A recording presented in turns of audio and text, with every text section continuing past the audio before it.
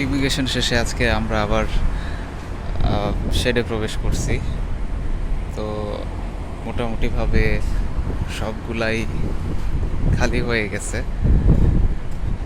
এই কড়াইটা এখানে কিছু আছে, বাট ভেতরটা ফাঁপা, ভেতরটা ফাঁপা, বাকি সব উড়ে গেছে।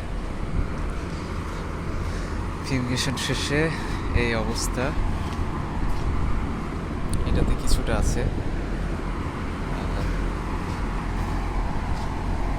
এটাতে একদমই শেষ।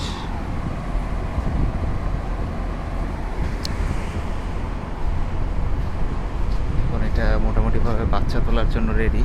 পাশে যে স্লাইডগুলো আছে এগুলো আমরা লাগাই ফেলবো, এরপরে